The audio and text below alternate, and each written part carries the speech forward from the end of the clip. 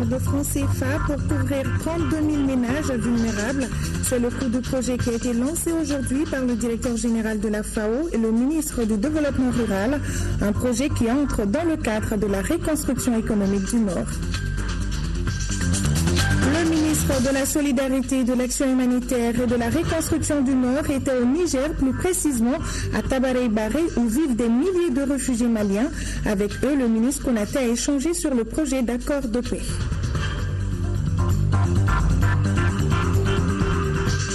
Baba Dagamaïssa, journaliste et ancien directeur général de l'ORTM, décédé hier, a été conduit cet après-midi en sa dernière demeure par une foule nombreuse. Le président de la République qui était présent l'a élevé au rang de grand officier de l'ordre national à titre posthume. Le tour complet de l'actualité nationale dans ce 20h. Bonsoir à tous et bienvenue. Tout d'abord, cette audience au palais présidentiel. Le Mali atteint l'objectif du sommet mondial de l'alimentation. Il s'agit de la réduction de moitié du nombre de ceux qui ont faim dans le pays.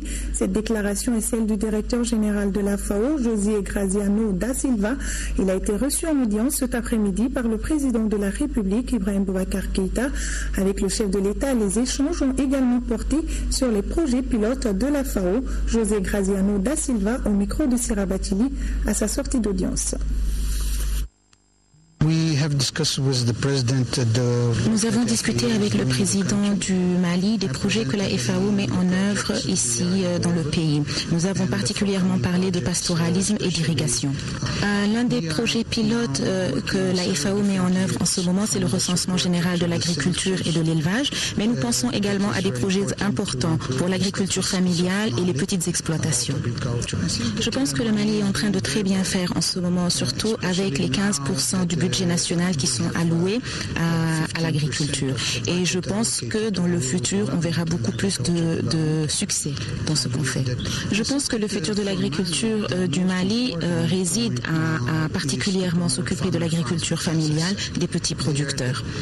J'ai pu discuter avec le président d'un grand succès du Mali qui est arrivé à atteindre l'objectif du sommet mondial de l'alimentation, qui est de réduire de moitié le nombre absolu de personnes qui ont faim dans le pays de 1990-92 à aujourd'hui. Alors, qu'est-ce que vous pensez de la sécurité alimentaire au Mali? Quelle appréciation portez-vous sur ce volet aussi? C'est en train de s'améliorer, c'est ce que je pense. Et surtout, quand on aura la sécurité au nord du Mali, ça ira encore un peu plus. We believe now, with peace coming in, this will be even. Et justement, la composante développement rural du projet de relance et de la reconstruction économique a été lancée cet après-midi par le directeur général de la FAO et le ministre du Développement rural. D'un coût de 2,5 milliards de francs CFA, ce projet va couvrir 32 000 ménages vulnérables. Le document a été signé en présence de notre reporter Ibrahima Tchokari. Financé par la Banque mondiale, le projet de relance et de reconstruction économique a pour objectif d'améliorer les infrastructures et les opportunités socio-économiques des communautés à la base. Et la composante qui vient d'être lancée concerne spécifiquement le développement rural. Elle consiste à développer l'agriculture et particulièrement l'agriculture familiale. Dans ce processus, on est très content d'avoir des partenaires comme le ministère du Développement rural qui a été un partenaire de la FAO depuis le tout début. On est particulièrement content de ce projet parce que nous pensons que la meilleure façon de développer le secteur agricole au Mali est de développer l'agriculture familiale. Comme vous l'avez dit, l'agriculture familiale est la colonne vertébrale de la société et elle apaise. La composante va toucher 32 000 ménages vulnérables. Elle prévoit la mise à disposition des communautés, entre autres, 472 000 tonnes de semences, 14 000 sacs d'aliments bétail, des intrants, des kits vétérinaires et 600 000 doses de vaccins. Le développement rural, nous sommes particulièrement heureux de recevoir un ami qui nous apporte la bonne nouvelle. Notre dédicace, c'est de nourrir les 16 millions de Maliens. Comment apporter de la nourriture de qualité et en quantité, c'est là notre mission. Et quand donc le directeur général de la FAO vient faire l'annonce à son Excellence le Président de la République du Mali, son Excellence Ibrahim Boubacar Keïta, que le Mali a atteint cet objectif, c'est d'abord le lieu de saluer et de remercier les efforts de nos productrices et de nos producteurs ruraux. Le projet va à coup sûr apporter du bonheur au monde rural malien. La FAO assure la maîtrise d'ouvrage. Un camion de CICR parti de Sévaré pour Niamey a été attaqué hier par des bandits armés à Aoussa Foulane dans la région de Gao. Le ministre de l'économie numérique, de l'information et de la communication était devant la presse pour faire le point de cet incident survenu dans la région de Gao. Écoutons le ministre Choguel Kokalamaiga au micro de Nohom Sissoko. J'ai souhaité vous rencontrer dans le même prolongement que l'exercice que nous faisons depuis quelques jours, c'est-à-dire qu'à chaque fois qu'il y a des informations que nous considérons sensibles ou importantes pour l'opinion publique, pour les populations de notre pays, nous faisons l'effort de donner les informations qui sont en possession des autorités pour que la population soit officiellement informée de la situation afin de ne pas se nourrir de rumeurs et aussi parce qu'elle a droit à savoir la vérité chaque fois que c'est de besoin. Le lundi 30 mars 2015, aux environs de 9h, un camion Renault appartenant au CICR en provenance de Sévaré, je précise bien, pour Niamey via Gao, a été attaqué par un groupe de bandits armés qui circulaient sur 7 motos. Et sur chaque moto, il y a 2 personnes. Sur chaque moto, il y a 2 personnes armées de pistolets mitrailleurs.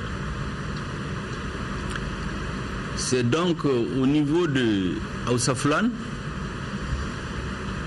c'est un village de la commune de Gabero, c'est à 45 km de Gao. C'est là que s'est produit l'incident. Les bandits armés ont donc immobilisé le véhicule, obligé le conducteur, le chauffeur et celui qui l'accompagne à quitter la route et à quelques kilomètres donc de la route principale, ils ont d'abord tiré sur eux. Le chauffeur du nom de Amadou Ndao a été mortellement blessé. Et celui qui l'accompagne, du nom de Samba Diara, a été grièvement blessé. Il est actuellement en traitement à l'hôpital. Le véhicule, en réalité, partait au Niger pour transférer des produits pharmaceutiques au moment où il a été attaqué. Les investigations sont en cours actuellement pour situer les responsabilités et éventuellement interpeller les présumés auteurs. Les premières informations recueillies sur les lieux indiquent que cet acte a été commis par des éléments se réclamant du Moujaou. Voilà les informations que j'ai tenu à apporter à la connaissance de l'opinion publique à travers vous, afin que nos populations soient informées en temps utile, mais avec toutes les informations bien recoupées. Vous pourrez donc suivre la version Bambara et Soraï de cette conférence de presse après ce journal. Faisant un tour dans la région de Tombouctou, le ministre de l'administration territoriale et son collègue en charge de la jeunesse, en compagnie de certains députés, sont en mission. C'est pour échanger avec les populations sur les questions de paix, de sécurité, de développement et surtout sur les accords d'Alger. Au RTM Tombouctou, les précisions d'Adama Djemdi.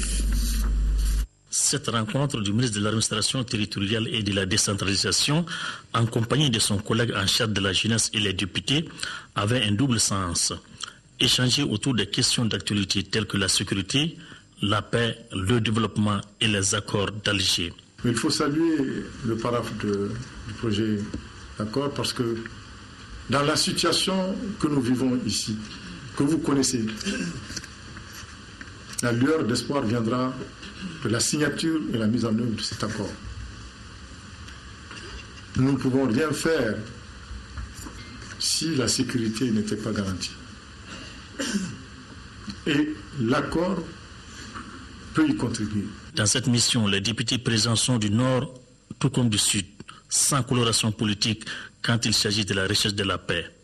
Nous avons voulu aussi démontrer que certes qu'au Mali, il y a une majorité présidentielle, il y a une opposition, mais quand il s'agit de Mali, nous sommes tous les mêmes. Le ministre de l'administration territoriale et de la décentralisation, à l'instar de la région de Tombouctou, toutes les autres régions du Mali, les ministres ont partagé ces moments d'échange avec les populations, avec l'ensemble des députés. Et nous pensons que c'est un exemple que les autres membres du gouvernement doivent suivre. À Niafunké, tout comme à Gundam, les populations se sont réjouies de cette délégation mixte gouvernement-parlement pour s'entretenir avec elle. Les cadres et autres élus ont saisi l'opportunité pour exposer leurs préoccupations. Nos priorités ici, c'est le retour de la paix et de la tranquillité. Le retour de l'administration dans leur lieu de travail. Le retour des maires dans les communes respectives. Le ZAC de Niafunké connaît depuis quelques mois une situation alarmante et inquiétante. Un banditisme résiduel, pillage de boutiques, de magasins, enlèvement de motos, braquage de biens de citoyens, enlèvement de bétail.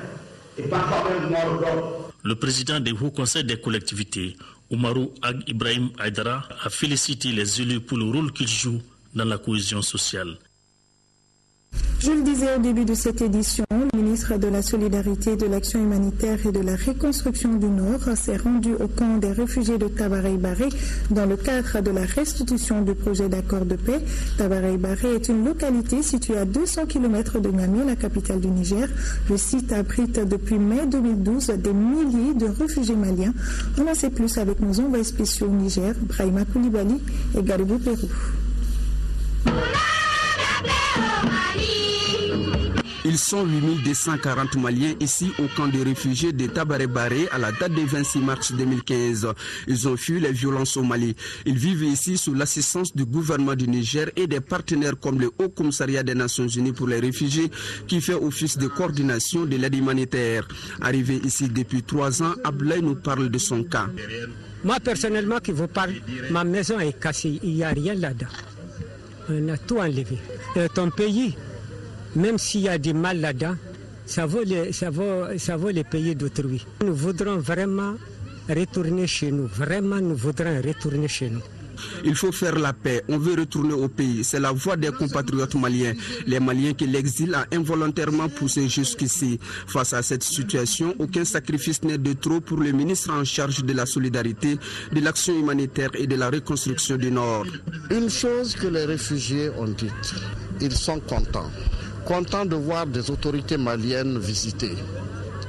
Et ce que je leur ai dit est promis un peu comme une prière, c'est que la prochaine fois que nous nous verrons, que ce soit dans leur lieu de résidence habituel au Mali. Le contenu du projet d'accord qui vient d'être restitué par le ministre Konaté suscite beaucoup d'espoir et pour les réfugiés et pour la République sœur du Niger, soutient le gouverneur de Tillabéri. Cet accord pour lui symbolise la paix au Mali mais aussi la paix sur le continent africain.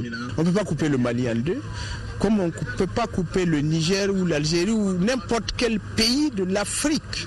C'est terminé ça et c'est pour ça que la seule chance pour eux c'est de signer ces accords de paix pour la paix et le bonheur du peuple malien et du peuple africain de façon globale. Il y a encore 4 autres camps de réfugiés maliens sur le territoire nigérien, soit environ 50 000 personnes. Et sur les 5 camps, 3 se trouvent dans la région de Tillabéri. En attendant le paraphe du document par la coordination, les réfugiés ont hâte de rentrer au Bercail. Ici à Bamako, suite à des rencontres de la commission défense de l'Assemblée nationale, après le ministre de la Communication, elle a reçu aujourd'hui celui du commerce et de l'industrie. Ils ont largement échangé sur la sécurisation des marchés, le programme des importations au Mali, entre autres. Nyanya Traoré nous fait le point de la rencontre. La question sécuritaire touche tous les niveaux de la vie active, surtout le milieu des marchés. Ces secteurs qui foisonnent à tout moment de la journée attirent l'attention des députés. Rappelez-vous que ce milieu a connu quelques moments de perturbation dus à une série d'incendies. Vous avez vu les différents incendies qui sont survenus courant l'année 2014. Donc nous avons interpellé le ministre pour savoir quelles sont les mesures qui ont été prises pour pallier cet état de fait-là. Et aussi pour pouvoir prévenir, car nous sommes aujourd'hui dans la lutte contre le terrorisme. Peut-être, nous ne le souhaitons pas, mais c'est des actes qu'on peut poser dans les marchés. Le ministre nous a vraiment éclairés et malheureusement, en tout cas le ministre, je ne peux pas dire qu'il n'est pas 100% concerné, mais il n'est concerné qu'à moitié, car vous savez, aujourd'hui les patentes sont délivrées par le ministère des Finances et aussi à cause de la décentralisation, ce sont les mairies qui allouent les emplacements de ces différents kiosques et boutiques qui aujourd'hui piluent dans la ville de Bamako.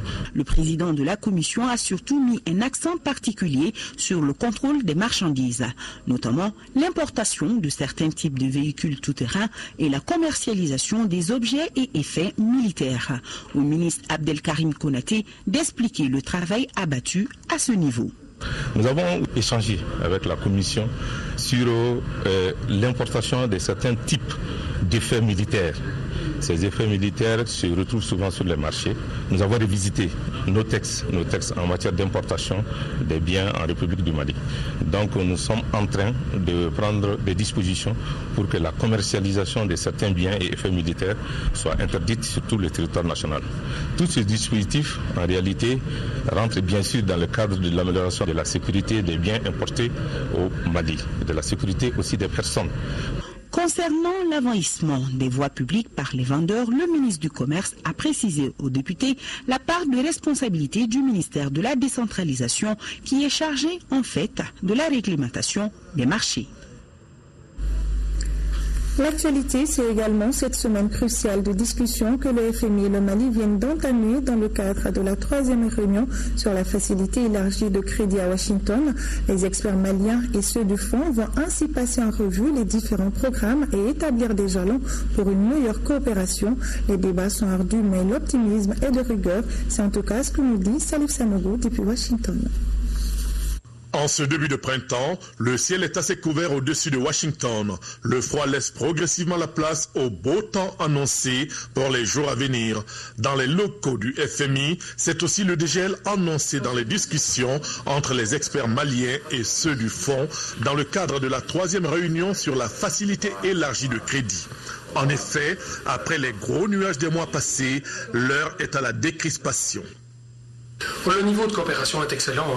Disons que maintenant on est au début de nos travaux et on passe en revue toutes les variables qui vont déterminer la loi de finances rectificative, les prévisions de croissance, les réalisations de recettes.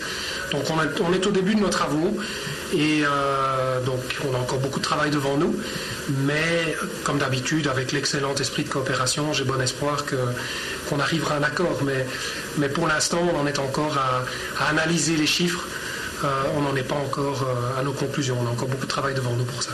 Durant un peu plus d'une semaine, les différents acteurs vont passer des heures et des heures dans cette salle à éplucher les différents dossiers économiques et les indicateurs concernant le Mali. Tout sera passé au peigne fin et les échanges seront par moments âpres, mais la confiance règne désormais entre les deux parties. Les discussions vont déboucher sur du concret positif. Parce que déjà, les quelques jours que nous avons, surtout à partir de la séance de ce matin, le chef de mission ainsi que ses collaborateurs ont vraiment estimé que qu'on nous donne toutes les informations et toute la documentation et que nous donnons l'argumentaire et qui sont vraiment disposés à aider le Mali par rapport à cette revue et aux revues futures.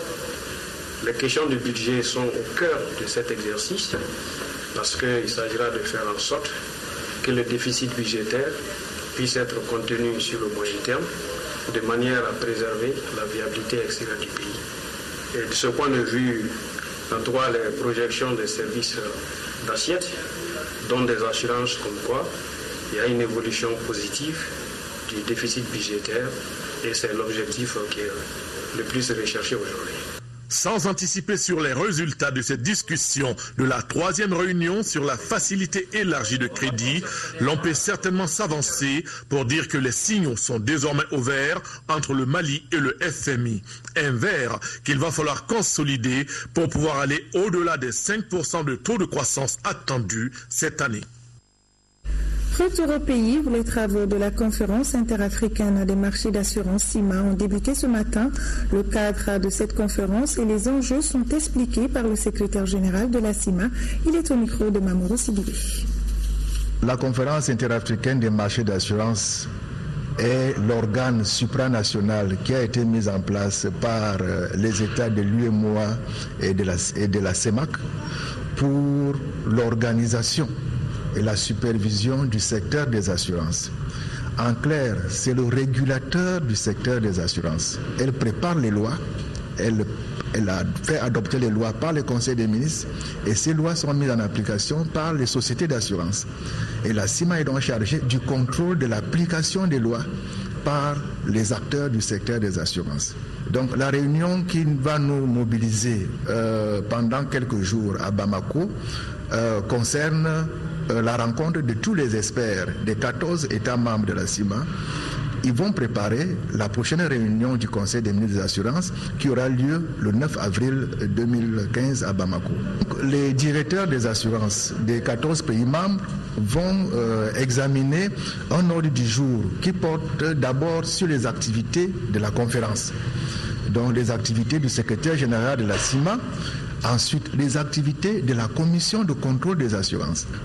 En même temps, nous allons pour la première fois au cours de la session du mois d'avril examiner le budget. Le budget de l'exercice 2014 pour lequel il y aura un point sur l'exécution était de 2,150 milliards. Le Conseil national du patronat malien a ouvert ses travaux du Conseil d'orientation stratégique de programme d'appui à la croissance économique et la promotion du secteur privé malien.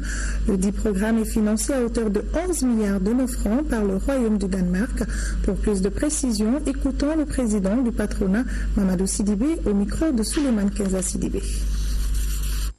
Le PACEPEP est un programme danois, de la coopération danoise, du Royaume du Danemark, logé au Conseil national du patronat du Mali. C'est un programme innovant, donc avec trois composantes. Et c'est la composante 1 qui est logée au Conseil national du patronat, qui pour 5 ans, pour un montant de 11 milliards. Ce programme couvre les régions de Sikasso, de Ségou, de Mopti et du district de Bamako. Donc c'est un projet innovant, très innovant, pour le financement des filières viande, bétail, volaille, fruits et légumes et l'artisanat. Ce programme-là est à sa deuxième année. Nous avons commencé le programme en 2014. Sur 2014, nous avions un financement du secteur privé de l'ordre de 1,2 milliard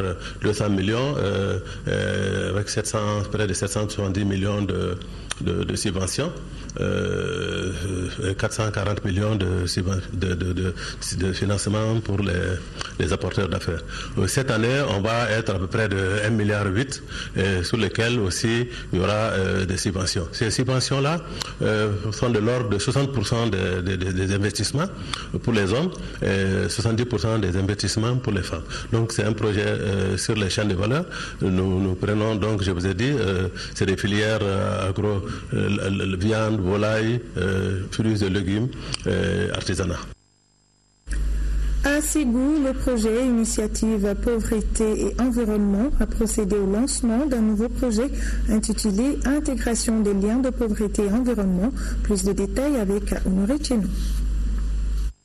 L'initiative Pauvreté et Environnement a procédé ce lundi au lancement de son tout nouveau projet dénommé Intégration des liens de pauvreté et environnement. Cette initiative devra permettre aux administrateurs des collectivités territoriales et du secteur privé de mieux réaliser des stratégies de développement dans les secteurs de l'agriculture, l'élevage, la pêche et la santé. D'abord, le projet EPE vise à attirer l'attention de tout le monde sur le fait qu'il y a un lien très étroit entre la pauvreté et l'environnement et faire en sorte qu'on puisse prendre les liens pauvreté-environnement dans tous les actes de tous les jours. Pour ce projet, des évaluations environnementales stratégiques ont été faites avec comme objectif de réduire le coût environnemental et social de la politique nationale de développement dans les secteurs de l'agriculture et de l'élevage. Si on ne fait rien du tout pour protéger l'environnement, ça a un coût qu'on appelle le coût de l'inaction qui est tout aussi élevé que le coût de la dégradation. L'environnement se retrouve dans presque plusieurs départements. Donc tous ceux-ci doivent savoir que ce qu'on fait, tous nos actes de tous les jours peuvent apporter des dommages à l'environnement. En procédant au lancement du projet, le Conseil aux affaires administratives et juridiques du gouvernorat de Ségou, Pagui Kamaté, a félicité le partenariat PNUD et PNUE pour leur accompagnement dans le processus d'intégration de la dimension pauvreté et environnement. L'Agence des technologies de l'information et de la communication AGETIC a tenu la première session extraordinaire de son conseil d'administration. L'adoption du projet de programme d'activité de budget 2015 était à l'ordre du jour de cette session. Reportage à Moussa Fani. Cette première session extraordinaire s'inscrit dans le cadre du renforcement de la performance et de la compétitivité de l'Agence des technologies de l'information et de la communication. Cette année, l'AGETIC devra favoriser les opportunités d'utilisation du potentiel des TIC dans le développement du pays. Le budget prévisionnel 2015 est estimé à plus de 18 milliards de francs CFA. Sur ces 18 milliards, évidemment, une partie était acquise déjà dans le cadre du budget 2015 après les arbitrages. Et une autre partie, nous sommes en train de la rechercher à travers des partenariats publics-privés. On a également, fait ressortir quelques projets de notre programme d'activité pour les soumettre au collectif budgétaire. Et également, on essaye avec le CDI d'avoir également des montants pour réaliser certains projets. La finalisation imminente des 2 projets de fibre optique, notamment le projet de mise en réseau des services de l'État, qu'on appelle e-gouvernement, et le projet de modernisation du réseau optique et informatique et d'information du Mali, mis en œuvre respectivement par la République de Corée et la République populaire de Chine, ouvrira de nouveaux chantiers de modernisation de l'administration pour l'AGETIC. Le programme d'activité devra recadrer et renforcer certaines activités en tenant compte de la vision Mali numérique 2020. Le cap de l'intranet de l'administration doit être maintenu dans toutes ses composantes, à savoir l'extension prioritaire de l'infrastructure de l'intranet de l'administration, le renforcement du portail de l'administration, le développement des contenus, la poursuite de l'interconnexion des services de l'État au niveau central et déconcentré. Les responsables de l'AGETIC entendent mieux orienter les actions à venir afin de répondre aux exigences de développement en matière d'éthique. Plus de 400 millions de francs CFA, c'est le budget du Musée national du Mali pour l'exercice 2015. Un budget adopté hier au cours de la 18e session ordinaire du conseil d'administration de cette structure culturelle. Modibo Soirée nous donne les détails. 2 mois après la précédente session, les administrateurs du Musée national du Mali étaient réunis ce lundi pour plancher sur l'examen du bilan à mi-parcours de l'exercice écoulé. Un bilan jugé plutôt positif selon les responsables de la structure, malgré certaines difficultés liées à la situation actuelle du pays. C'est très positif en termes d'activités. Nous avons pu mettre en œuvre l'ensemble des activités qui étaient programmées, sauf 1 ou 2 activités que nous allons reconduire en 2015. Pour l'exercice 2015, le Musée national du Mali ambitionne de développer certaines activités classiques pour attirer davantage les visiteurs de ces hauts lieux de notre culture. L'activité phare de cette année sera également marquée par une exposition exceptionnelle sur l'art contemporain, une collection permanente du Musée national prévue le mois prochain. Une activité extrêmement importante que nous voulons mettre en œuvre, qui est d'ordre administratif, mais qui est importante, c'est effectivement d'élaborer le manuel de procédure. Je pense qu'un établissement public a impérativement besoin de manuel de procédure et nous allons élaborer ce manuel de procédure qui va permettre effectivement de faire fonctionner l'institution sur des bases réglementaires et consensuelles. Pour améliorer la qualité de ces prestations et faire face à de nombreux défis, le budget alloué à la structure pour 2015 s'élève à un peu plus de 400 millions de francs CFA, une somme qui permettra au musée d'amorcer un nouveau départ avec comme maître mot cette année la relance. Oui, le musée national doit tourner la page des périodes particulièrement éprouvantes qu'il avait plongées dans une asthénie générale et faire preuve d'innovation et d'inventivité pour non seulement retrouver son lustre d'antan, mais continuer à être un centre d'attraction et de partage d'informations, mais aussi un haut lieu d'inspiration pour les visiteurs et les chercheurs. L'exercice 2015 s'annonce donc prometteur. Le Musée national du Mali a pour mission fondamentale la collecte, la conservation et la publication du patrimoine culturel, archéologique, ethnographique. Parlons chiffres encore, dans ce 20 heures, plus de 900 millions de francs CFA, c'est le budget prévisionnel 2015 de l'Institut des hautes études et de recherche islamique Ahmed Baba de Tombouctou. C'est ce qui ressort de la 7e session ordinaire du Conseil académique de l'Institut qui s'est tenue ce matin sur la colline de Badalabourou à Bamako. Reportage à Fademba Keita. Améliorer la gestion au fil du temps et viser le professionnalisme dans la sauvegarde et la promotion des manuscrits. Tel est le but de cette 7e session ordinaire du Conseil académique de l'Institut des hautes études et de recherche islamique Ahmed Baba de Tombouctou. Malgré l'insuffisance des ressources financières consécutives aux restrictions budgétaires et aux conséquences de l'occupation de la région qui a eu comme corollaire le vandalisme du siège à Sankoré et la disparition des milliers de manuscrits, l'Institut a pu réaliser plusieurs activités. Nous avons pu réaliser, entre autres, la sécurisation des 28 manuscrits à Bamako, l'acquisition des matériels et équipements divers de nettoyage et de mise en boîte des manuscrits, la construction de 773 boîtes pour loger les manuscrits, la numérisation de 23 300 manuscrits, l'acquisition d'un véhicule 4x4 dotation du cabinet. Cependant, beaucoup de défis restent à relever. Notamment le démarrage du volet enseignement, la relance de la revue Sankoré avec des publications de qualité scientifique incontestable, l'accélération des préparatifs pour le retour des manuscrits, notamment la numérisation et la fabrication des boîtes, mais aussi la réhabilitation de ces 2 locaux à Tombouctou pour les rendre plus fonctionnels et plus sécurisés. Dans sa noble et exaltante mission de conservation et de développement de la recherche scientifique au Mali, l'Institut Ahmed Baba bénéficie de l'appui technique et financier de l'État, de l'UNESCO, de la Norvège, du Royaume d'Arabie Saoudite, de l'Algérie, du Grand-Duché de Luxembourg, de la Turquie et de l'Afrique du Sud. Le syndicat national des travailleurs des collectivités territoriales suspend son mot d'ordre de grève des 1er, 2 et 3 avril et les mesures conservatoires qui l'accompagnent. Écoutons Seydou Ousmane Diallo, secrétaire général du syndicat national des travailleurs des collectivités territoriales, au micro de Fademba Keita. Suite à la lettre numéro 009, Bureau exécutif national du syndicat national des travailleurs des collectivités territoriales, du 12 mars 2015, relative au préavis de grève prévu les 1er, 2, 3 avril 2015, une rencontre a eu lieu entre les cabinets du ministre de l'administration territoriale et de la décentralisation et le bureau exécutif national du syndicat national des travailleurs des collectivités territoriales les 27, 28 et 29 mars 2015.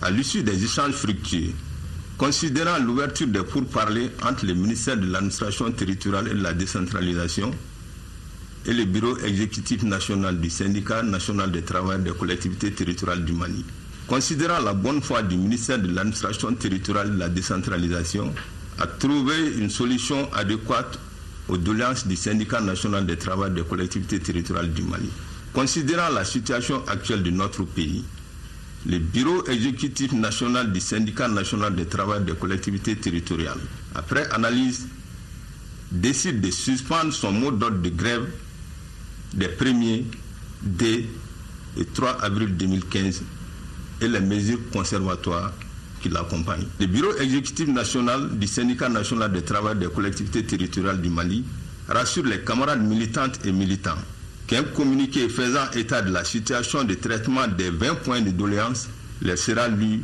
dès la fin des négociations. Retour à l'actualité régionale, la 5e édition du Festival de Ouagadougou s'est déroulée ce week-end à Nara. Ce festival vise à la promotion du potentiel artistique, culturel et économique de la localité et est organisé par l'Association pour le développement du Cercle de Nara. Envoyés spéciaux, Karunga Konate et Nohom Sissoko. Pendant 3 jours, la cité légendaire de Hawanyame Keita a vibré au son du folklore soninké, Bambara, Peul et Mort. Le festival est un événement culturel de haute portée, mis à profit par les élus, les autorités administratives, les partenaires au développement, les populations locales pour échanger et mener la réflexion sur le développement d'un cercle qui fut jadis le berceau du premier grand empire noir du Soudan occidental. Autre activité du festival, c'est l'exposition vente de produits du savoir-faire local. Une conférence débat sur des thèmes comme paix et réconciliation et la décentralisation a été animée par des experts.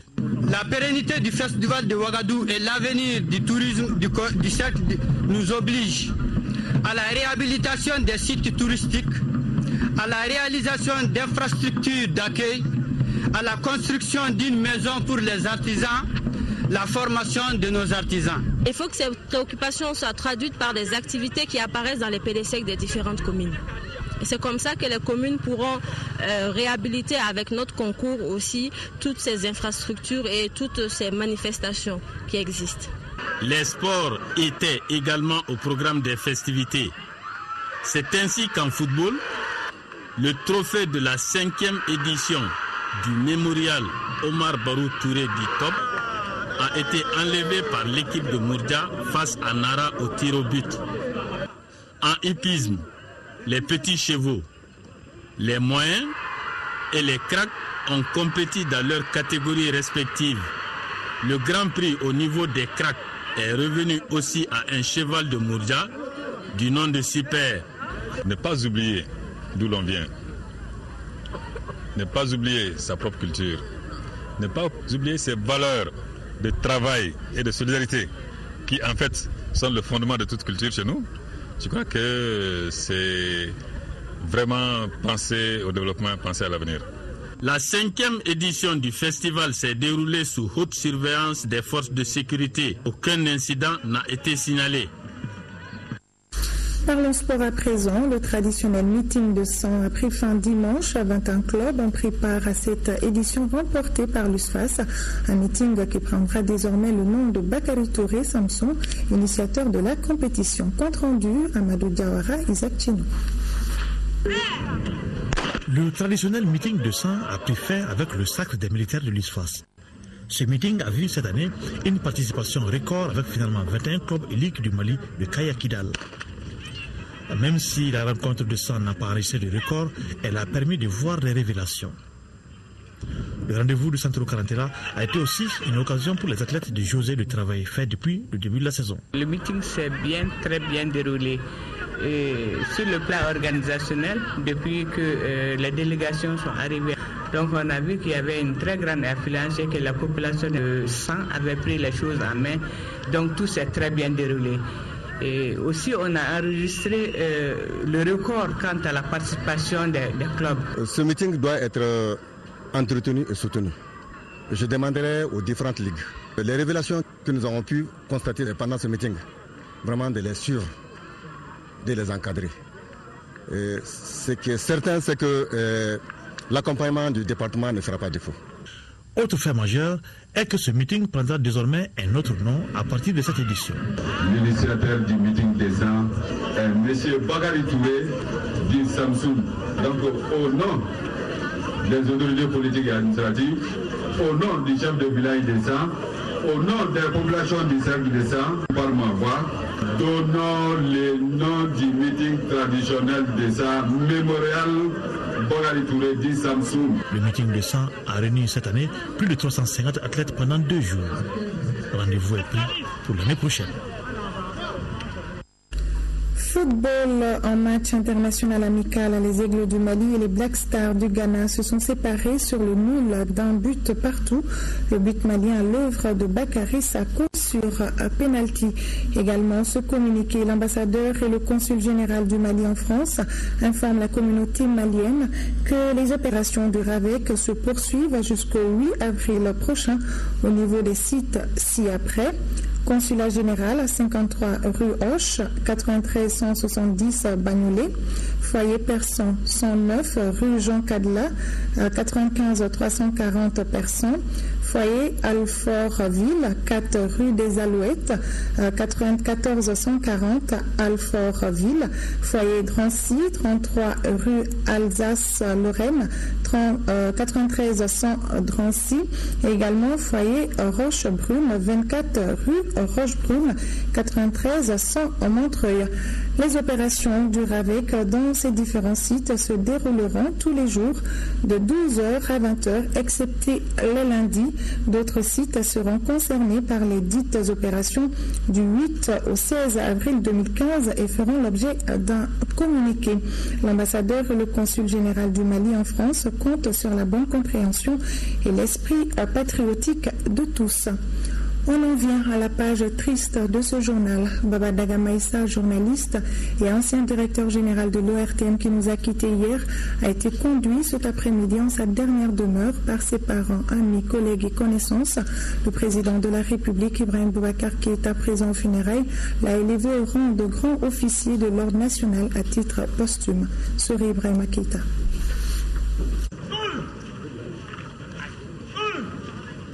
Mobilisation tous azimuts aux obsèques de Baba Dagama Issa, c'est le président de la République lui-même qui a donné le temps, en précédant tous ou presque sur le terrain.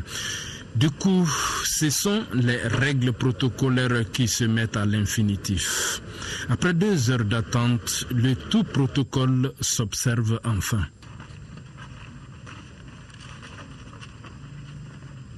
Au nom de la République du Mali, nous vous faisons officier de l'ordre national du mérite à titre posthume.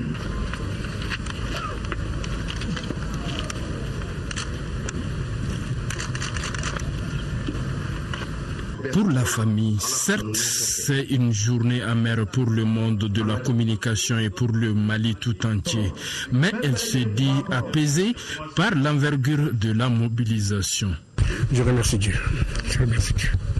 Qui me donne la force de supporter. C'est tout ce que je peux dire. La nation est là pour vous soutenir. Merci beaucoup.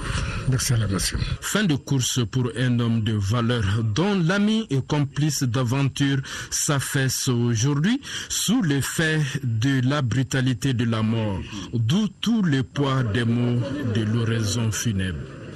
Pendant plus de 10 ans, tu travaillas avec intelligence pour faire de la télévision nationale du Mali une référence dans la sous-région.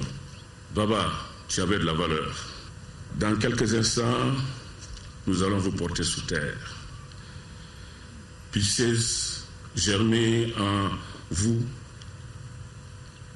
les termes de souffle qui puissent inspirer qualitativement le travail de tous nos cadets de la presse pour un Mali de paix et de concorde entre tous les fils du pays. Baba, le moment est venu trop tôt pour toi. À la fin de cette année, nous devrions faire valoir nos droits à la retraite. Tu as choisi de décrocher. Alors je te dis au revoir après plus de 40 ans d'amitié. Et je prends ici l'engagement d'être aux côtés de tes tout jeunes enfants et de ton épouse pour le restant de mes jours. Je ne pourrais dire plus que ceux qui m'ont devancé. En effet, les qualités humaines et professionnelles décrites tout le long des témoignages et la lecture de l'oraison funèbre que nous venons de suivre en sont une parfaite illustration de la personnalité de celui que nous plairons aujourd'hui. L'une des meilleures plumes de la place s'est définitivement couchée en cette fin de mars 2015, laissant orphelins, vedettes, faiseurs de rois, familles et amis inconsolables. Cet habitant du quartier a trouvé le mot juste au détour des pleurs accompagnant l'illustre disparu. Je cite, « Même le quartier saura aujourd'hui qu'il a perdu un grand homme. » Fin de citation.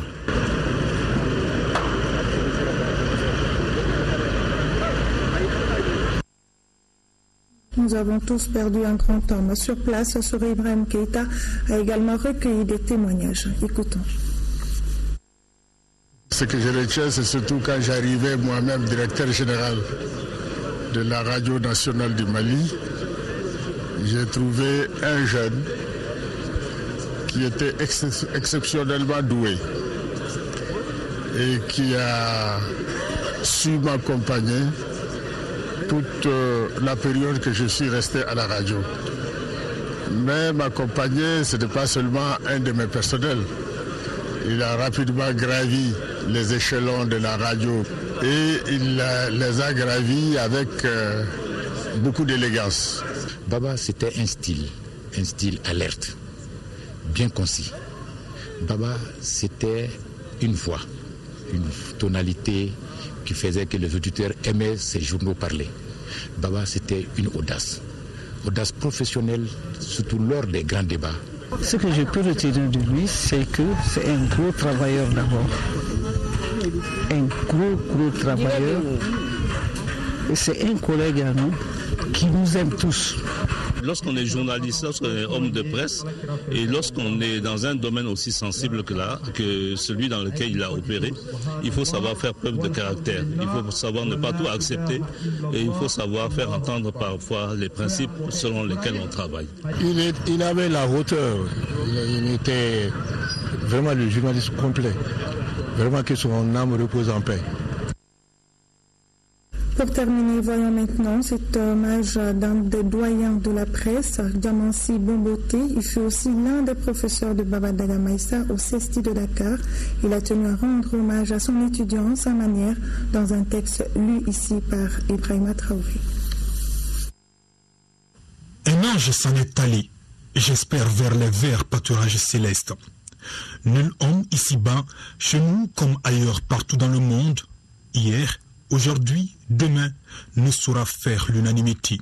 Je ne crois pas que Baba Daga, qui nous a quittés lundi tôt le petit matin, ait jamais eu la prétention d'être un homme à l'abri de tout soupçon. Il est cependant remarquable que tous les témoignages que j'ai recueillis autour de lui soient unanimes à reconnaître une dimension d'homme incarnant des vertus exemplaires telles que la franchise, la courtoisie et une constante volonté de fidélité dans l'amitié.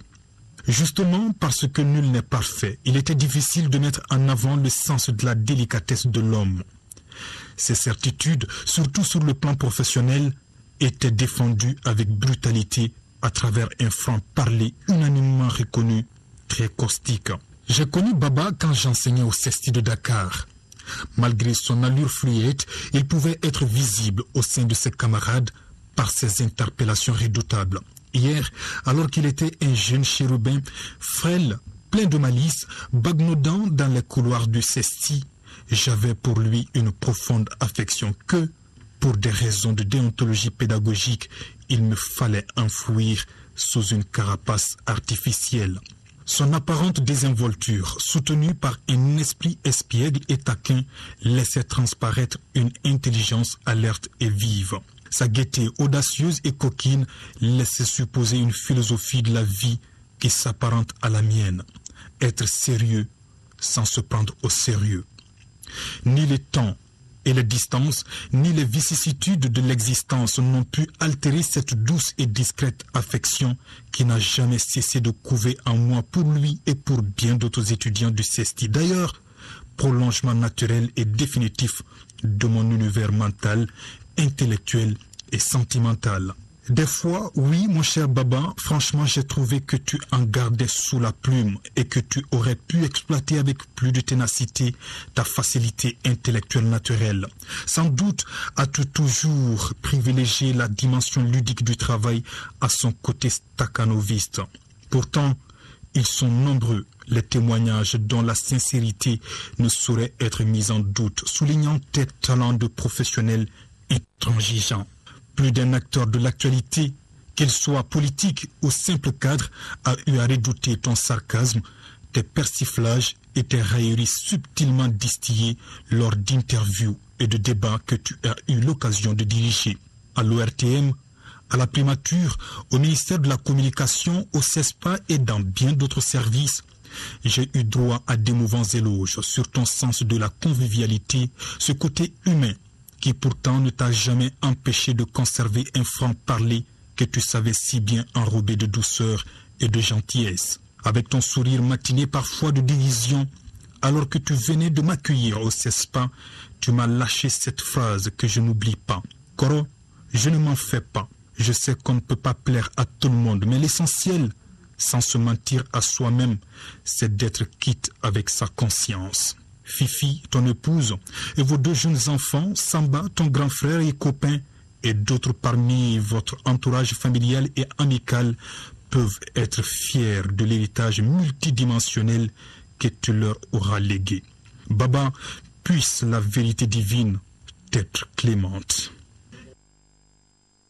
Un grand merci à Djamansi Bomboti pour cet hommage. Ainsi est faite la vie. Dors en paix, tonton Dag, et que le Tout-Puissant t'accueille dans son paradis. Et c'est ce qui met fin à ce journal. Merci à vous de l'avoir suivi et bonsoir à tous.